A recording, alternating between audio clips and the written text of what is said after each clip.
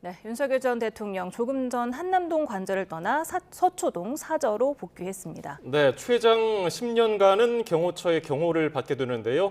오늘 김환목 신안산대 경찰 경호행정학과 교수 이고은 변호사와 관련 내용 짚어보겠습니다. 어서 오세요. 안녕하세요. 네, 윤 전 대통령이 파면 후 일주일 동안 계속 관저에서 머물다가 조금 전 5시 7분에 한남동 관저를 떠나서 서초동에 있는 사저로 이동을 했습니다. 걸어 나와서 지지자들에게 악수를 하고 포옹을 하는 모습을 보였는데요. 어떻게 보셨습니까? 네, 지지자들을 향해서 메시지를 내놓을 것인가 아니면 국민 모두를 위한 메시지를 남겨놓을 것인가 많은 분들이 궁금해하셨는데 결과적으로는 지금 변호인단을 통해서 메시지도 내놨고요. 또 관저 앞을 지키고 있는 특히 청년 지지자들을 위해서 직접 포옹하기도 하고 또 일일이 눈을 맞춰가면서 악수를 하기도 하는 모습을 보였고요. 심지어는 이 한남대교를 따라서 쭉 서 있는 이 지지자들을 향해서 창문을 열고 손을 흔들면서 천천히 차량을 이동시키면서 이 지지자들과의 스킨십을 좀 늘리려는 그런 모습을 보이기도 했습니다. 그리고 이제 곧 이어져서 이 변호인단을 통해서 메시지도 내놨는데요. 두 가지 부분이 좀 눈에 띄었습니다. 첫 번째는 이 그간 관저를 지켜준 국민들과 청년들에게 감사한다라는 취지의 메시지를 남겼는데요. 사실 윤 전 대통령이 오늘 이제 파면하고 관저에서 이제 사저로 이동하면서 그간의 이 헌재 결정에 대해서 승복하는 메시지를 내놓을 것인지 아니면 국민들을 향한 메시지를 남겨놓을 것인지 많은 이제 예상들이 나왔었는데 결국에 이 메시지는 국민 전체라기보다는 윤 전 대통령을 지지해주고 또 헌재 심판 과정이랄지 또 형사 재판과 수사 과정에서 관저 앞을 지켜줬던 이 지지자들에게 나는 끝까지 갈 것이다라는 메시지를 보낸 것이다라고 해석이 되고요. 또 계속해서 이 두 번째 메시지 중에 사랑하는 국민 여러분 이렇게 한 다음에 나라와 국민을 위한 새로운 길을 찾겠다라는 이야기를 했습니다. 즉, 이 대통령 신분은 파면이 되어서 더 이상 대통령으로서는 어떤 직을 유지할 수 없지만 전 대통령의 신분으로서 정치적인 행동은 계속 이어나가겠다라는 의지로 읽혀서요. 앞으로 윤 전 대통령의 정치적 행로가 조금 더 신속하고 조금 더 적극적인 부분으로 더 나아갈 수 있을 가능성이 있지 않을까라는 점을 좀 알 수 있었던 이런 행로였습니다. 예, 오늘 모신 김환목 교수님은 과거에 전직 대통령들을 몇 분이나 경호하셨습니까?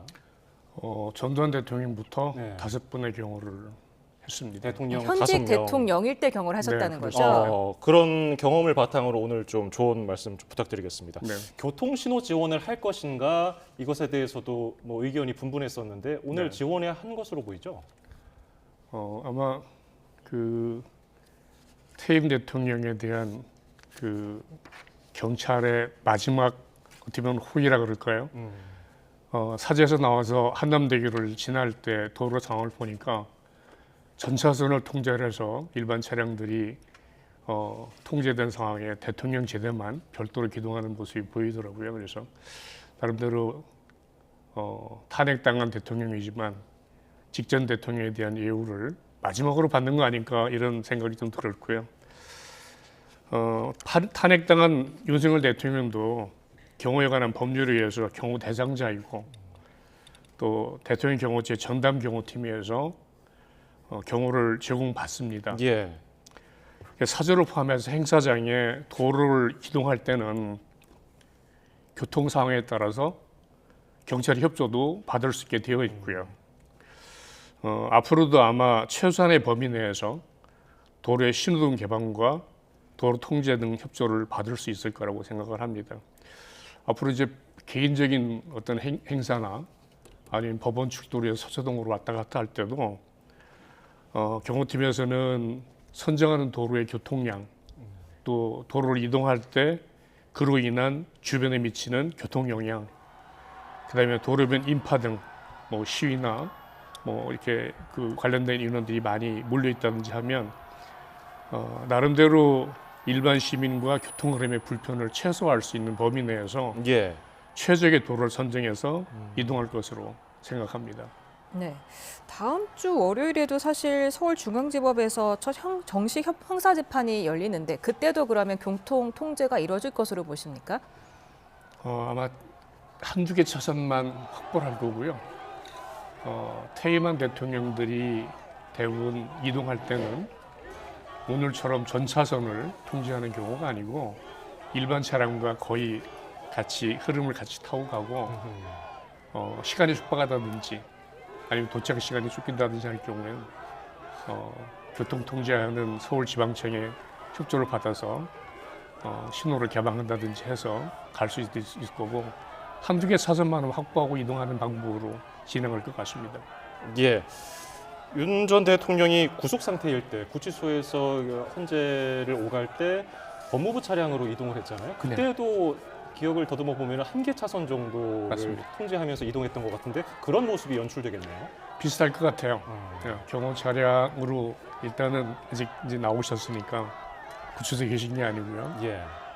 전직 대통령에 관한 경호처에 제공하는 차량과 앞뒤 경호 차량들이 호위하는 형태로 기동을 하는데 아마 도로 통제 범위는 최소화하지 않을까 이 생각이 듭니다.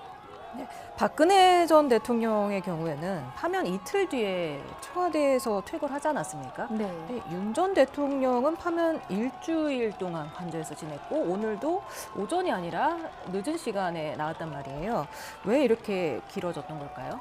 사실 탄핵이 인용된 즉 파면된 대통령이 저희 헌정사상 두 분밖에 없습니다. 박근혜 전 대통령과 윤석열 전 대통령 두 분뿐이기 때문에 사실 뭐 이전의 선례보다 조금 늦어진 것을 두고 뭐 객관적으로 많이 지연됐다라고까지 우리가 보기는 어려울 수 있는데요. 아무래도 이 박근혜 전 대통령은 삼성동 사저가 단독주택의 형태였기 때문에 경호경비 태세를 좀 갖추기가 조금은 용이했던 부분이 있을 것 같습니다. 반면 윤석열 전 대통령이 지금 거주하고 있는 서초동 사택의 경우에는 주상복합 아파트로 이 700세대 이상의 세대들이 함께 거주하고 있고요. 심지어는 그 지하에 있는 상가에는 50배 이상의 상점들이 있는 상황입니다.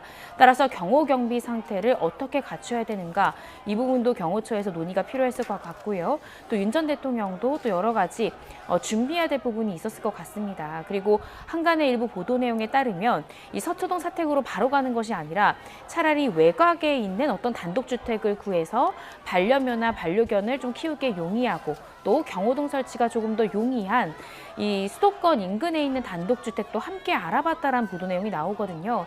그런데 아무래도 일주일 안에 어떤 집을 구하는 것이 조금은 어렵다라는 것이 며칠간 장고 끝에 나온 결론이지 않을까 생각이 들고요. 즉 이전에 이제 선례였던 박 전 대통령보다는 이 공동주택 형태였기 때문에 고민할 부분이 많았다라는 점, 그래서 대안까지도 조금 고려하느라 시간이 조금 지체됐었던 것이라 보여지고요. 오늘 늦은 오후를 선택한 것은 아무래도 윤 전 대통령이 한남동 관저를 나와서 이 서초동 사택까지 가는 곳은 교통 통제가 불가피하기 때문에 아마 평일이고 출퇴근 시간 등을 고려해서 가장 적합한 시기를 이 경찰과 논의한 부분이 있지 않을까라는 생각을 조심스럽게 해봅니다. 네, 대통령은 파면이 되더라도 추장 10년간 경호가 유지되지 않습니까? 네, 그 그렇습니다. 이유가 궁금하고요. 네. 그리고 혹시 배우자의 김건희 여사에 대한 경호도 되는 겁니까? 아니면 윤석열 전 대통령만 경호 대상인 겁니까? 퇴임한 대통령이 본인의 의사에 반하지 않는 한 10년 동안 제공받는데 퇴임한 대통령과 배우자를 포함한 것이 대통령의 법률에 나와 있습니다. 예. 만약에 만약에 대통령에게 다른 가족이 있었다면은 그 가족들도 함께 포함이 되나요? 아닙니다. 아. 퇴임한 대통령은 아니고요. 예. 현직 대통령은 가족을 포함합니다. 네. 영식이라든지 그러니까 자녀들이 있는 경우에 포함할 수도 있고요. 음. 또 결혼한 경우에도 경우에 따라서는 경호를 제공할 수도 있습니다. 그러나 퇴임한 대통령은 본인과 배우자에 제한합니다. 예, 저희가 조금 전에 서울 서초동 사저로 들어서는 김건희 여사 모습도 보여드리고 있는데 주변에 뭐 경호가 이루어지고 있는 모습으로 보입니까? 저희 일반인 시선으로 보기에는 잘 모르겠네요. 제가 보기엔 제가 아는 후배들 지금 현재 지휘부에 있는 경호본부장, 그다음에 실제로 경호 업무를 담당하는 현직 베테랑 경호관들이 중간에 자신들의 업무를 충실히 하고 있다고 보여져요. 예. 경계해달 대상에 대한 경계나 또 자기가 맡고 있는 사주 경계하는 어떤 부분의 위치나 이런 것들이 잘 되어 있고요. 아마 제가 생각해도 오늘 많은 사람이 어디 한남동 사저나 예. 서초동 복귀하는 그 사저 앞에도 많이 몰릴 것으로 예상해서 경호처의 유유 병력들 뭐 휴가 내서 와서 이렇게 환송까지 했다는 얘기가 들리는데 경호처에 지금 대기하는 병력들은 아마 전원 대기하고 또 이제 앞으로 윤석열 전 대통령을 전담경호하는 전담경호팀 인원들이 주가 됐을 거고 예. 또 대기하는 인원까지도 포함해서 현장의 안전 유지와 그다음에 위험 요인에 대한 제거, 차단 이런 임무를 잘했다고 저는 봅니다. 네, 조금 전에 윤 전 대통령이 퇴거까지 일주일이 걸렸는데 왜 박 전 대통령에 비해서 이렇게 길어졌냐고 여쭤봤더니 공동주택이라는 특성이 있기 때문이라고 하셨는데 근데 이 공동주택을 처음 경험한 건 아니었잖아요. 취임 뒤에도 6개월 정도는 계속 이쪽에서 경험을 했던 거 아닙니까?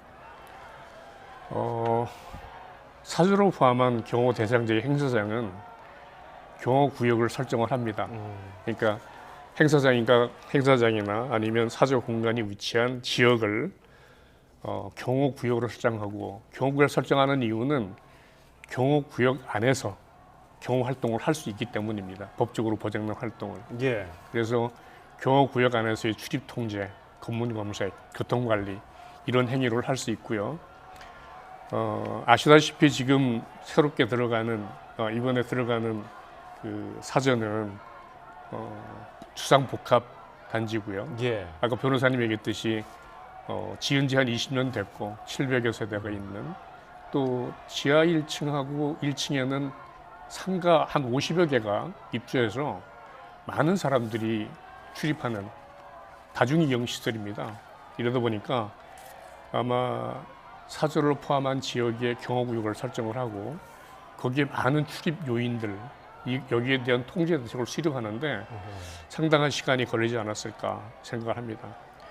통제 방법을 결정하는데 고려 요소가 많다는 것은 나름대로 경호라고 하는 업무의 특성상을 이해해야 될 것 같아요. 예. 경호는 위험을 최소화하는 게 아니라 무결점을 결점 없는 것을 추구하는 업무입니다. 그러니까 위험한 요인을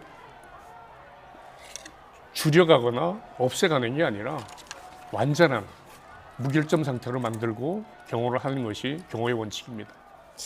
지금 그렇기 때문에 무결점 경호를 하려면은 700여 세대가 함께 사는 주상복합 고층 건물이 적합하느냐 이에 대한 의문도 있는 거 아닙니까? 네. 단독주택으로 경호를 하게 되면은 단독주택이 더 유리하게 됩니까?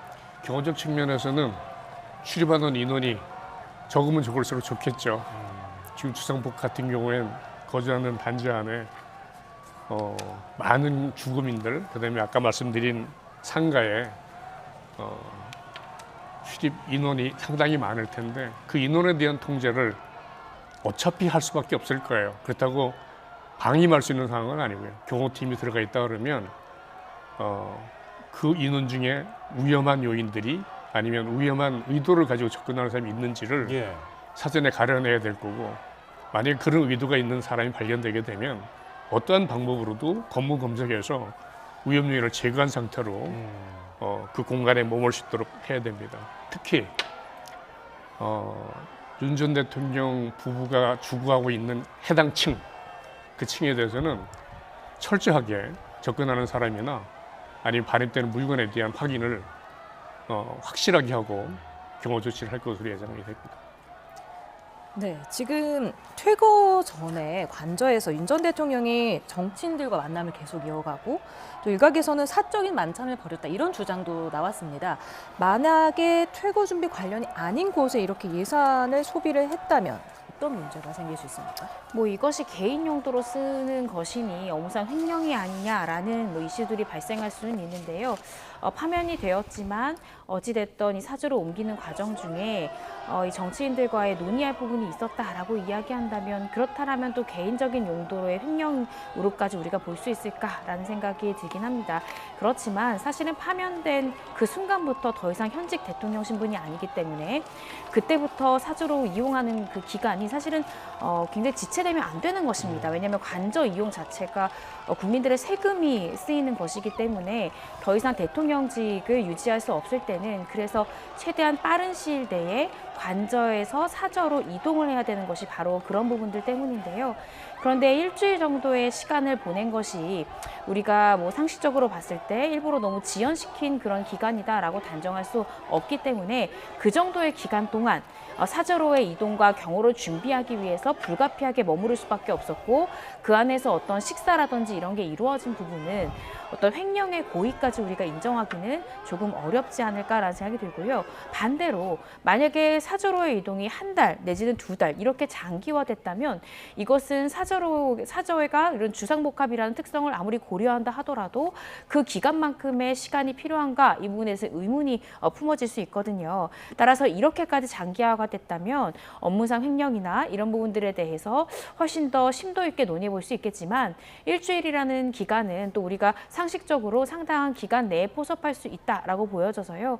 이 기간 동안 어떤 식사를 했거나 어떤 이 관련자들을 초대해서 같이 뭐 식사를 진행한 것을 두고 어떤 형사상 책임까지 묻기는 조금 어렵지 않을까라는 생각이 듭니다. 예, 파면된 윤 전 대통령의 경우 구체적으로 뭐 예우가 되는 것도 있고 박탈되는 것도 있을 텐데, 예우로서 제공되는 건 뭐가 있겠습니까? 최소한의 경호권 경비를 제외하고는 전임 대통령, 퇴임한 대통령으로서 받을 수 있는 예우가 대부분 상실된다, 이렇게 이해하시면 될 것 같습니다. 상실되는 이 전직 대통령에 대한 예우 중에 뭐 몇 가지 소개해 드린다면, 예를 들어 윤석열 전 대통령이 대통령이었을 당시에 받았던 그 임금의 보통 95%를 연금으로 지급받을 수 있는데, 이러한 연금을 받을 수 있는 권리가 박탈이 되고요. 또 서거 후에 국립묘지에 안장될 수 있는 이런 부분도 결국 박탈되게 되는 겁니다. 그 외에도 어떤 보좌관 등의 이 수행비서, 이런 부분들에 대한 인적 지원도 받을 수 없는 것이고요. 다만 지금 저희가 보는 것처럼 이 최소한의 경호 경비는 기본적으로 5년간 제공이 되고, 필요한 경우 뭐 고령 등 이 경호처장이 봤을 때 필요한 사유가 인정된다라고 하면 5년의 기간 동안도 연장될 수 있어서요. 최장 10년까지는 경호 경비를 받을 수 있는 법적 권한은 누리게 된다, 이렇게 이해하시면 될 것 같습니다. 네. 지금 주상복합 같은 공동주택에서는 경호가 어떻게 이루어질지도 궁금합니다. 무슨 경호동 설치라든가, 네. 뭐 경호 대상으로부터 몇 미터 이상 떨어지면 안 된다, 이런 룰이 있습니까? 주상복합이라고 하는 그 특정 사항이 경호하는 팀 입장에서는 상당히 복잡하고 어려운 여건입니다. 예. 그러나 주민들의 어떤 불편 요인과 그다음 경호 대상자의 안전이라고 하는 두 마리 토끼를 다 잡아야 하는 게 전담 경호팀의 일이고 업무이기도 합니다. 대통령 경호처는 다양하고 복잡한 경호 환경에 다양한 경호 조치를 했던 경험을 바탕으로 입주민 또는 상가 출입 인원에 대한 불편을 최소화할 것으로 저는 생각을 하고요. 입주한 상가 영업에도 지장을 초래하는 있도록 아마 최선을 다할 거로 생각을 합니다. 예. 윤 대통령이 입주한 이후라도 경호 활동으로 인한 불편 요인이 만약에 생기게 되면 현장 경호 책임자가 문제를 적극적으로 해결할 또 노력할 것이고, 또한 입주민과 방문객의 불편을 최소화하도록 전담 경호 책임자가 책임을 지고 아마 그 일은 먼저 해결할 것 같습니다. 주민 불편 같은 경우는 경호 책임자가 어떻게 뭐 대화를 통해서 협의에 이릅니까? 아니면 이렇게 해주십시오, 거의 뭐 좀 이렇게 공지하는 그런 식입니까? 요즘 그렇게 하면 안 되죠. 예. 또 그럴 권한이 대통령 경호처에 전담 경호팀에 있는 것도 아니고요. 아마 그 요구하는 입주민과 불편을 해소하는 부분과 서로 타협과 절충을 해야 되겠죠. 설득을 해야 될 거고요. 그리고 그런 불편이 오래 지속되지 않도록 또 금방 해소될 수 있도록 아마 지혜롭게 해결할 거로 생각을 합니다. 요즘은 일방적인 강압적인 어떤 그런 행위로 경호 행위를 하는 조직은 아닙니다. 예. 지금 경찰이 오늘 사저 이동에 대비해서 사저 일대에 4개 기동대, 1개 제대 경력 280여 명을 배치했는데, 추후에도 경호처 요청에 따라서 단지 외곽 경비를 지원할 가능성도 있어 보이는데요. 경찰력이 어느 정도 동원될 수 있습니까? 경우에 따라서 다를 겁니다. 그 판단은 윤 전 대통령을 모시고 지금 가 있는 전담 경호팀장이 있고, 그 팀 밑에 서너 개 과가 있는데 모든 결정은 전담 경호 책임자인 전담 경호 팀장이 결정을 할 예정인데 외곽에 경찰 인력이나 또는 지원 요소가 많이 있게 되면 경호처를 통해 가지고 해당 경찰청이나 군부대 인력을 지원받는 그런 형태로 업무 협조가 진행될 것으로 생각이 됩니다. 예, 전직 대통령을 경호하는 경호팀은 한 몇 명 정도로 구성이 됩니까? 자료에 보니까 40여 명 내외 또는 50명 내외 이렇게 언급을 했더라고요. 예, 현장에 지금 구성되어 있는 40명 또는 50명의 인원은 근접 경호를 담당하는 수행 경호를 주로 업무 수행하는 그 팀과 사저 주변에 경비 업무를 하는 전담 경비 전문 인력이 아마 40명 또는 50명의 구성 인원의 한 80~90%로 생각을 하고요. 장소별로 주요 장소별로 분산 배치되어 있군요. 그렇죠. 그렇게 하고 예, 또 40명을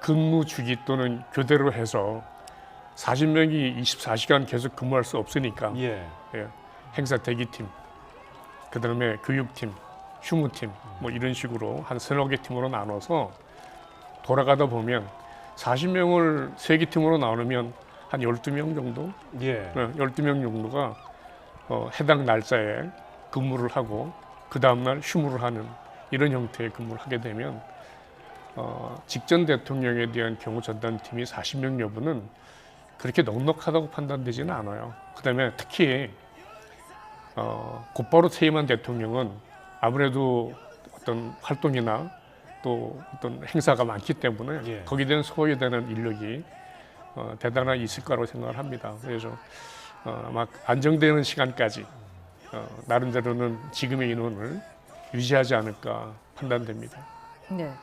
대통령 경호처 직원들이 윤 전 대통령 파면 이후에도 자리를 지키고 있는 김성훈 경호처 차장과 이광호 경호본부장의 사퇴를 요구하는 연판장을 돌리고 있는 것으로 어제 파악이 됐는데, 이 김성훈 경호처 차장은 진짜 수차례 구속영장 신청 끝에 영장 실질 심사를 받았지만 법원이 내주지 않았잖아요. 네. 근데 이제 윤 전 대통령이 일반인 신분으로 돌아갔는데, 그렇다면 혹시 수사에 다시 탄력을 받을 수 있을까요? 탄력을 받을 수 있을 것 같습니다. 우리가 두 가지 변수를 전 좀 생각해야 될 것 같은데요. 첫 번째는 윤석열 전 대통령이 더 이상 현직 대통령 신분이 아니라는 점. 그런데 윤 전 대통령이 현재 특수공무집행 방해의 피의자로 경찰에 입건된 상황이고 조만간 소환 조사가 이루어질 것이라는 점이 첫 번째 변수입니다. 윤 전 대통령은 아마 조만간 경찰에서 이 김성훈 차장 등 대통령 경호처를 이용해서 이 정당한 이 체포영장 집행을 방해할 그런 의도를 가지고 어떤 공범 행위를 했는지 이 여부에 대한 수사가 본격화될 것 같은데요.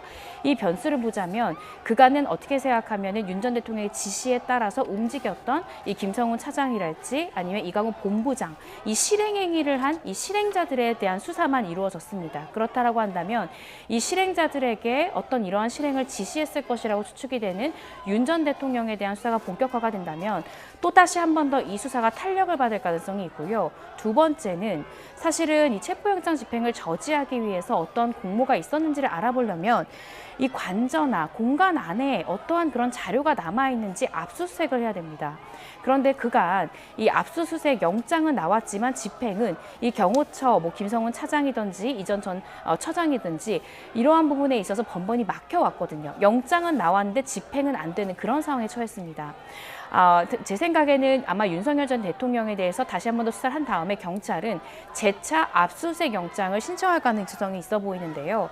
이미 영장은 발부받았지만 실패했기 때문에 영장을 재청구했을 때는 저는 발부될 가능성이 높다고 생각이 듭니다. 그래서 이 다시 발부받은 압수수색 영장을 들고 이번에 다시 한 번 더 이 공간에 간다라고 하면 이번에는 집행의 가능성이 이전보다는 좀 더 높을 수 있다. 그 이유는 김성훈 차장이든 아니면 이광호 본부장이든 이 다른 경호처 직원들에게 어느 정도 지지가 많이 떨어지고 있는 상황이기 때문에 압수수색 영장에 어떻게 생각하면은 협조를 할 가능성이 있거든요. 그렇게 돼서 어떤 압수수색이 성공적으로 맞춰진다 하면 새로운 증거가 나올 가능성도 배제할 수 없기 때문에 이 두 가지의 점에서 이 특수공무집행 방해 혐의 사건이 다시 한 번 더 탄력을 받을 가능성을 생각해 볼 수 있을 것 같습니다. 예.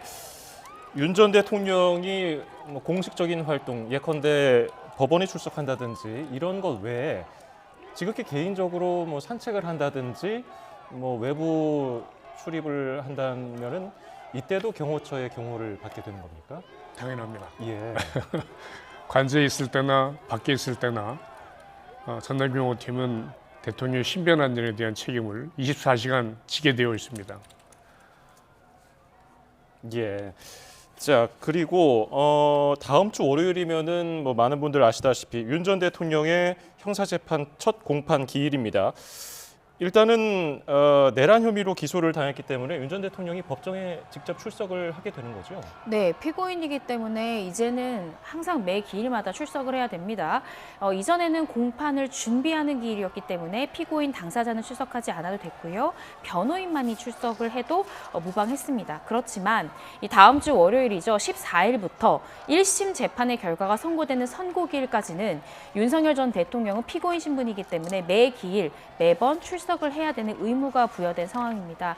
따라서 이제 14일에도 아마 많은 이제 윤석열 대통령을 지지하는 이 지지자들이 법원 인근으로 모일 것으로 보여지거든요. 예. 그래서 법원에서는 오늘 오후 8시부터 재판이 있는 날이죠. 14일 자정까지 일단은 출입을 통제하겠다라고 이야기를 했거든요. 그만큼 이전에 이 서부지법 난동 사태 등을 고려해서 법원도 이 보안과 안전 부분에 대해서 굉장히 신경 쓰고 있는 것으로 보여지고요.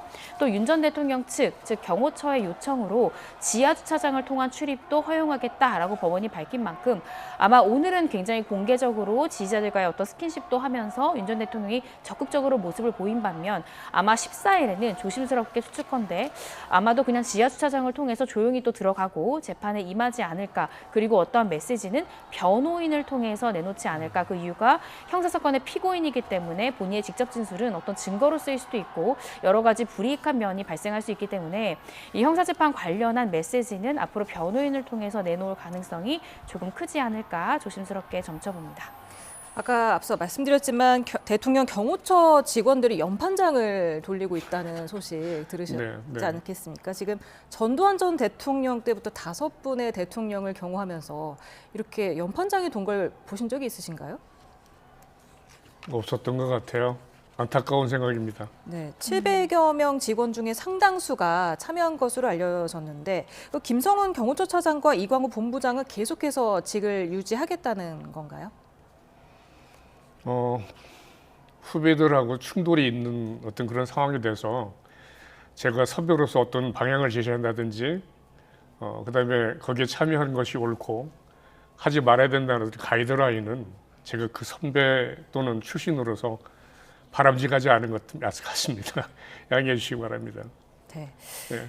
근데 이 김성훈 차장 관련해서 제가 일부 보도 내용을 좀 보면 지금 밑에 있는 이제 직원들이나 후배들의 불만이 이건 것 같습니다. 사실은 이 경호를 하다가 생긴 사건이 바로 특수공무집행 방해 사건이잖아요. 그런데 보통 이 경호처 직원들이나 공무원, 저도 공무원 생활을 했지만 공무원들은 직무를 수행하다가 어떤 형사사건에 연루가 되어서 수사를 받을 때는 보통 직위해제가 됩니다.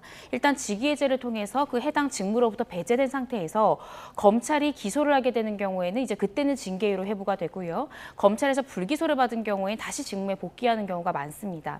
그런데 김성훈 차장 등의 경우에는 직무해제가 되지 않고 계속해서 직무를 수행하는 부분들에 대해서도 일부 좀 불만의 목소리가 나오는 것 같습니다. 물론 이렇게 형사사건에 연루됐다고 해서 무조건 직위해제를 해야 된다라고 우리가 판단할 수 없지만 대다수의 공무원들은 그렇게 지금 운영을 하고 있거든요. 근데 어떻게 생각하면 하나의 예외인가를 두고 또 이런 부분들에 대한 불만의 목소리도 있지 않을까라는 생각이 들고요. 일단 지금까지 나온 보도 내용에 따르면 김성훈 차장은 일단 사퇴하겠다라는 이야기는 없는 것 같습니다. 계속해서 직을 이어가는 것 같고요.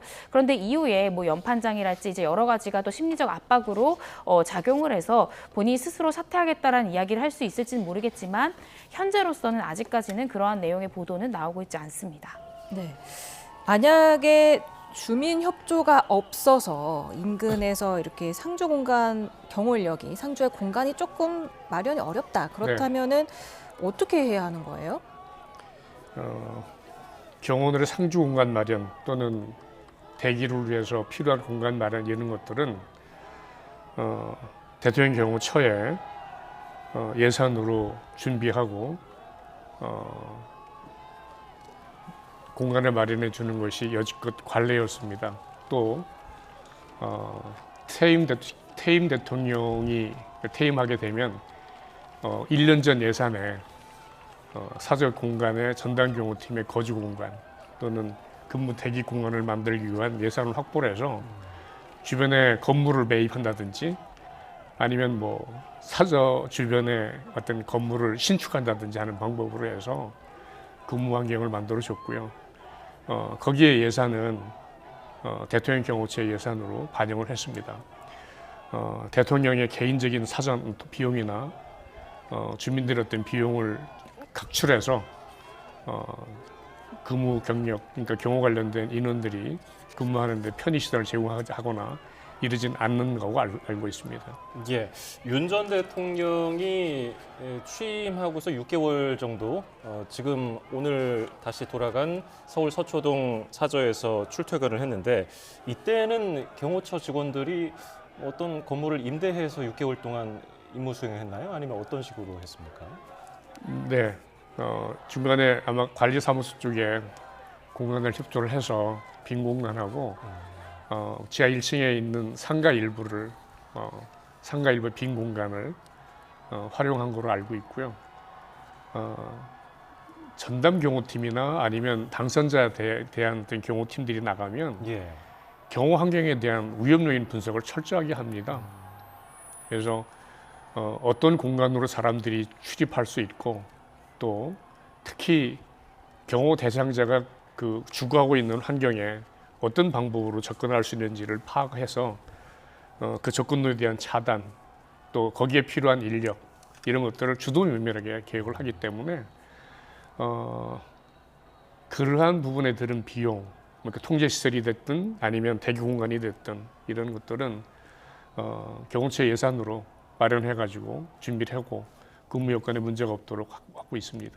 네, 윤 전 대통령 지지층에서는 사저 인근에서 집회를 예고를 했다가 장소를 바꾸는 해프닝도 있었습니다. 이 사저 인근에 지금 집회가 금지되어 있는 상황인 거죠? 네, 현재 경찰이 일시적으로 지금 집회를 금지해 놓은 상황인데요. 공교롭게도 윤 전 대통령의 지금 사저가 위치한 아크로비스타가 저도 이제 사무실이 그 인근이라 잘 아는데요. 이 중앙지방법원 100m 이내입니다. 바로 앞이에요. 그래서 법원이나 헌법재판소처럼 이 중요한 이 헌법기관들이 위치한 곳에 100m 내에서는 경찰서장은 이 5개 집회나 이 시위를 금지할 수 있습니다. 다만 예외 규정이 있는데요. 어떤 이 헌법재판소나 이 법원에 어떤 공공의 안녕 이런 부분들에 대한 위해 우려가 없다라고 하면 예외적으로 허용할 수는 있습니다. 그런데 현재 지금 윤 전 대통령을 지지하는 이 지지자들의 세력이 굉장히 두텁고요. 또 이전에 서부지법 난동 사태 등의 어떤 폭력적인 상황까지도 일어난 상황이기 때문에 오늘 윤 전 대통령이 오늘처럼 직접 내려서 어떤 지지자들에 대한 호소나 이런 것들이 일어났을 때 감정적 동요가 클 수 있습니다. 그래서 이런 것들을 고려해서 아마 경찰에서는 사저 인근이기도 하지만 중요한 법원 100m 이내이기 때문에 일단 그 100m 이내에서는 집회나 시위 부분에 대해서 금지한 것으로 보여지고요. 그리고 제가 일부 보도 내용을 좀 보면 오늘뿐만 아니라 이제 그 재판이 있는 이 법원 인근에도 윤석열 대통령이 재판이 있는 14일에도 이제 법원 인근 100m 이내에 집회가 금지될 가능성이 높아 보입니다. 아마 재판 초반부기 때문에 많은 분들이 관심을 가져서 그런 조치를 취하지 않을까라는 생각이 드는데요. 앞으로 이제 경찰에서 어떤 집회나 시위 부분에 대한 어떤 통지가 있을지 좀 더 지켜봐야 될 것 같습니다. 예, 서울 서초동 사저에서 이제 법원 청사까지 중앙지법까지 도보로는 일반 걸음걸이로 한 8분 정도라고 하더라고요. 이번에는 역시 국민적인 관심도 많아서 취재진들도 많이 몰릴 텐데 재판에 출석하는 윤 전 대통령 경우는 어떤 식으로 이루어질 것으로 전망하십니까? 과거에 지금 윤 대통령이 처음이 아니고요. 노무현 대통령도 예전에 봉화마을에서 버스를 타고 올라와서 예. 법원 청사에 내려가 조사를 받으러 들어가는 모습도 보이고 했는데요. 뭐 최근에는 이명박, 그다음에 박근혜 대통령도 재판을 받는 모습이 보였습니다. 물론 거리로는 가깝지만 도보로 이동하는 경우에 거리에 있는 많은 사람들과 그 제한 없이 만날 수 있다는 것은 아마 경호팀에서 허용하지 않을 것 같아요. 그래서 아마 건의를 해서라도 차량을 이용한 이동이 가능할 것 같고요. 또 법원에서도 아마 대통령에 대한 예우 때문에 차원에서 그랬는지 당분간 지하주차장으로 들어올 수 있도록 허용하는 방안을 검토하고 있다고 하던데 아마 그런 방법으로 아마 일반 기자들이나 그다음에 뭐 환영 또는 반대하는 인파들 속에 이렇게 묻혀서 대통령이 법원을 출입하는 일은 당분간 없지 않을까 이렇게 생각이 됩니다. 네.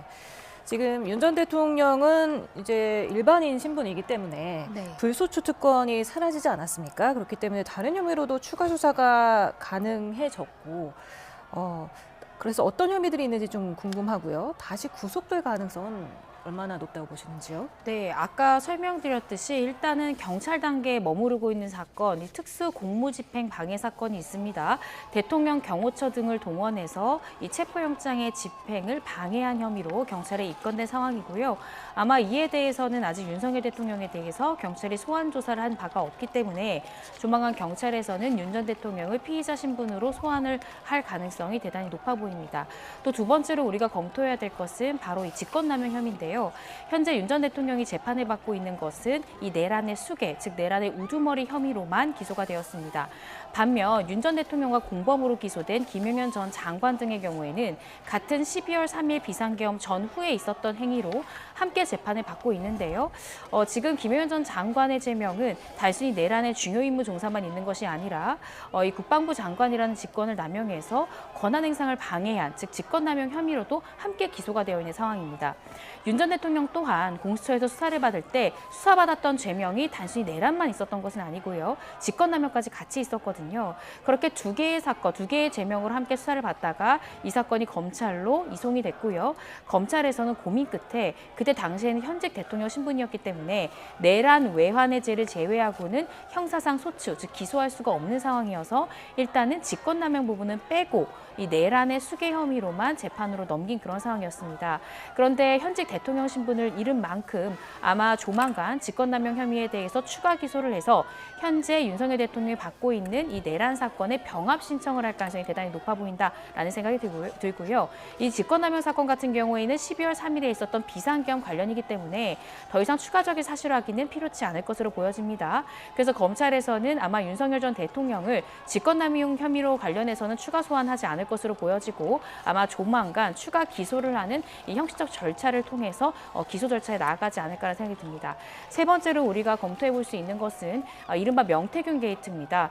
윤 전 대통령 부부가 이 대선 당시에 이 명태균 씨가 실질적으로 운영한 여론 업체를 이용해서 무상으로 여론 조사를 80여 회 이상 제공받았고 이에 대한 대가로 김영선 전 의원에 대한 공천에 개입했다라는 의혹을 받고 있는데요. 이때 당시에 윤 전 대통령과 명태균 씨가 주고받은 통화 녹음 파일이 전 국민에게 공개되기도 했습니다. 그 외에도 김건희 여사가 개입됐다라는 것을 입증케 하는 많은 증거들이 이 명태균 씨의 황금폰, 이른바 황금폰에 저장이 되어 있다라고 명신을 주장하고 있는데요. 이 황금폰을 가지고 있는 것이 바로 검찰이고 이 사건을 수사하는 것이 바로 윤 전 대통령 현재 위치한 사저로부터 굉장히 가까운 거리에 있는 서울중앙지검에서 수사를 하고 있습니다.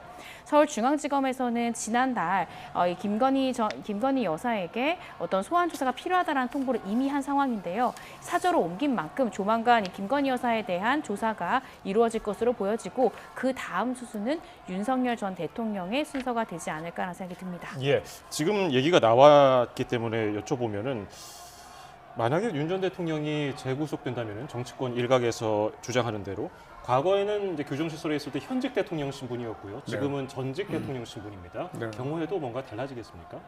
그럴 수밖에 없을까 생각이 들어요.